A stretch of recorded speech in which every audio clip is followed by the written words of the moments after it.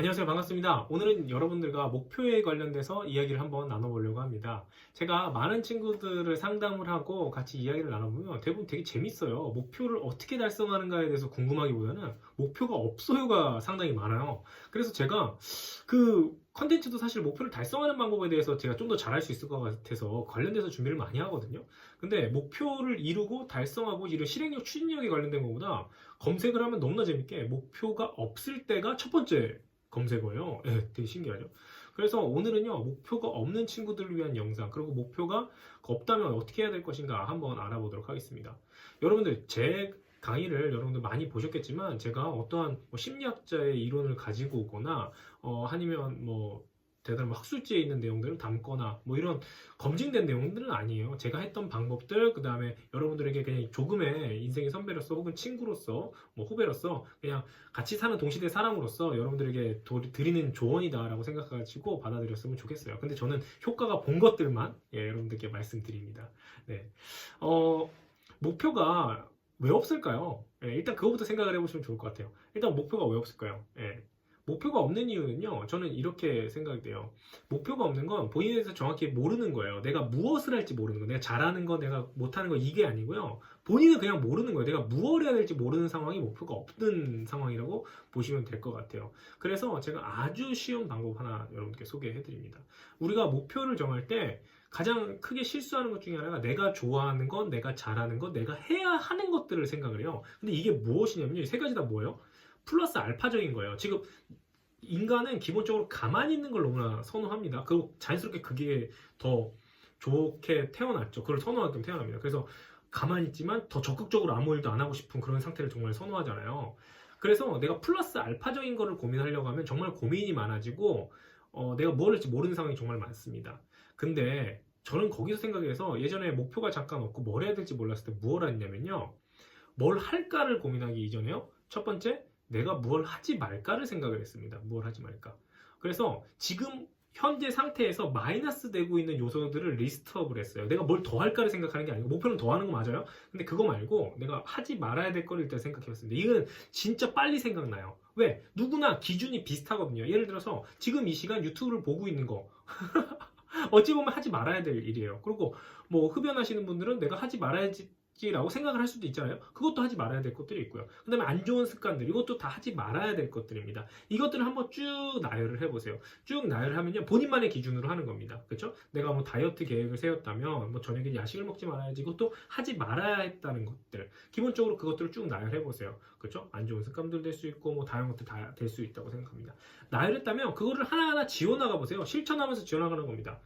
그럼 여기까지는 여러분들 이해가 안 되겠죠? 자, 이해가 안 될 거라 생각합니다. 그 내가 하지 말아야 될 것들을 이렇게 딱 지우다 보면 어떤 일이 벌어지냐면, 하나하나 실행을 해도 사실 100개가 있다면요, 30개도 못 지워요. 30개를 고쳤다? 그럼 그분 대단하신 분입니다. 한두 개 고칠까 말까요? 100개 중에서. 근데 중요한 건 뭘까요? 제가 여러분들께 말씀드렸던 것에 아주 재미난 힌트가 있는데, 그 리스트업을 하는 거 있죠. 내가 하지 말아야 될 것에 대해서 리스트업을 하는 작업이 이미 여러분들 목표를 세우는 과정 중에 하나였다는 거예요. 자, 목표를 세우기 위해서는 제가 처음에 뭐라고 말씀드렸죠?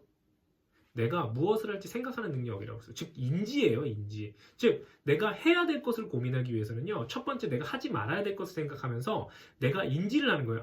이거는 안 좋은 거구나, 하지 말아야 되는 거구나 생각하는 순간 자연스럽게 이것을 하나하나 정립하다 보면 내가 해야 될 것들이 생각나게 되어 있습니다. 우리는 평소 때, 저는 이것을 어떤 용어로 써야 될지 모르겠는데 인지력이라는 표현을 좀 하고 싶어요. 내가 해야 될 것을 인지하는 단계, 이게 상당히 중요한 포인트거든요. 그래서 여러분들이 목표가 없다면요, 큰 거창한 목표, 내가 인생의 목표 이런 거 세우는 건 나중에 일인 것 같고요. 지금 내가 하지 말아야 될 것들을 하나하나 정리해 보세요. 그러면 그것들을 구분하는 능력들이 생기면서 내가 이러한 일들을 하지면 안 되는구나가 쌓이잖아요. 그럼 내가 이거는 해야 되겠구나라는 생각으로 접어들게 됩니다. 내가 아까 유튜브 잠깐 말씀드렸죠. 유튜브를 저녁 시간에, 새벽 시간에 보면 잠을 못 자요. 그래서 내가 하지 말아야겠다는 인지를 하게 되잖아요. 그러면 그게 안 좋다는 생각을 하게 되고, 그러한 인지가 어떻게 바뀌냐면 그럼 이건 안 좋구나, 그럼 뭐가 좋은 거지로 바뀝니다.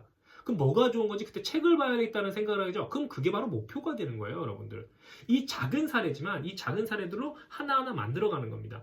여러분들이 예전에는 책을 읽어야 되겠다는 목표를 못 세웠을까요? 아니요, 동일하게 세웠을 겁니다. 근데 이게 어디서부터 기인한 거냐에 따라서 그 추진력도 달라지고 그게 진짜 내 목표가 되냐? 그냥 흘러가는 휘발성의 목표가 되냐의 차이가 있는 거거든요. 내가 그냥 단순하게 책을 읽어야지라는 목표를 세웠으면 그냥 아무런 동기가 없어요. 그렇기 때문에 휘발성이 되고 목표를 달성을 못하고 목표로 세워지지 않는 겁니다. 하지만 내 그 동기가 이건 하지 말아야지에서부터 시작한 동기라면 이거는 해야 되지가 명확해지는 거예요. 그 목표를 설정하는 것에서 여러분들은 하나하나 나아갈 수 있다고 생각합니다. 저도 이걸 나중에 깨달았어요. 뭐냐면 제가 결혼하고 나서 저희 아내가 이런 얘기를 해요. 자기는 하는 건 잘 못하는데 안 하는 거 진짜 잘하는 것 같아. 이런 얘기를 진짜 많이 들었거든요. 즉 제가 계획한 것들은 좀 게을러서 잘 못해요. 근데 하지 말아야지라고 세웠던 계획들은 정말 잘 지켜요. 예. 그러다 보니까 어떤 일이 생기냐면 되게 목표지향적인 사람으로, 그리고 목표를 잘 정해줘요. 저희 직원들도 항상 이야기를 하거든요. 대표님은 다른 건 모르겠다 뭐 이런 표현은 안 썼겠죠. 근데 대표님은 해야 될 목표에 대해서 명확하게 알려주시고 그 부분에 대해서 이렇게 목표를 정해주시는 게 좋아요라는 얘기를 하거든요. 근데 제가 목표를 잘 정하는 게 아니라 저는 하지 말아야 될 것을 잘 정하고 그리고 그거를 인지하는 게 의도치 않게 훈련이 좀 됐던 것 같아요. 그래서 목표는 일단 뭐 추진하는 거는 뭐 나중에 좀 설명을 좀 드리겠지만 일단은 목표를 정하는 부분에 있어서는 이렇게 하니까 좀 도움이 됐다 이렇게 좀 말씀드립니다. 그래서 여러분들이 지금 바로 하셔야 될 것은 일단 펜을 좀 꺼내시고요. 지금 자야 되는데 일단 펜을 좀 꺼내시고 그 펜을 갖고 내가 하지 말아야 될 것을 이렇게 적어 나가면서 인지 능력을 좀 기울였으면 좋겠어요. 하지 말아야 될 것에 대한 인지. 이렇구나. 이게 되게 재밌는 게 뭐냐면 그 인지라는 게 여러분 그거 알아요? 감사 팔찌인가? 감사 팔찌인가? 그거예요. 그 사람이 감사하는 능력을 기르고 싶잖아요. 그럼 어떻게 해야 되냐면 내가 감사 팔찌라는 게 실제 있어요. 감사 팔찌 맞는지 모르겠는데 감사 밴드인가? 그게 있는데 감사 팔찌를 이렇게 다 끼고 있어요. 그리고 내가 불평불만을 하거나 어떤 불만을 가졌을 때 오른손에 있던 팔찌를 왼손으로 차는 거예요. 그리고 내가 안 좋은 말을 했을 때 또 그거를 오른손으로 다시 바꿔차는 겁니다. 이게 뭐하는 짓이야? 계속 왔다 갔다. 이해 안 되죠? 근데 거기서부터 감사가 시작된다고 해요. 내가 어떤 불평불만의 말을 했었을 때 그걸 오른손에서 왼손으로 옮기면서 인지를 하는 거예요. 내가 불평을 했구나. 또다시 오른손을 옮기면서 내가 불평을 했구나. 또다시 옮기면서 불평을 했구나. 물론 그러면서 내 마음이 불편해질 수 있어요. 그러면 나중에 하면 되는데 일단 이러한 인지부터 시작하는 거예요. 내가 어떠한 잘못된 것들이 뭐 고쳐나가야 될 것인가 무엇인가를 인지를 하면은 내가 그것을 반대적으로 해야 될 것이 무엇인가가 자연스럽게 떠오릅니다. 아시겠죠? 그래서 불평을 하는 것을 이렇게 옮김으로써 내가 해야 될 것, 감사라는 것을 잘 깨닫게 되는 그 원리가 숨어져 있는 것 같아요. 물론 제가 이거를 뭐 어디서 찾아본 건 아니에요. 근데 그런 것 같더라고요. 그래서 여러분들 그런 것들을 하나하나 적용해서 인생이 조금 더 풍성하고 풍요롭게 좀 바뀌었으면 좋겠습니다. 자, 오늘은요, 여러분들이 목표를 세우는 방법, 목표가 없을 때 어떻게 해야 될지 한번 알아봤는데요. 제가 다음 영상을 통해서는 우리가 그럼 그 목표를 어떻게 달성할지에 대해서 한번 알아보도록 하겠습니다. 그럼 여러분들 오늘 이만 안녕히 주무세요. 안녕.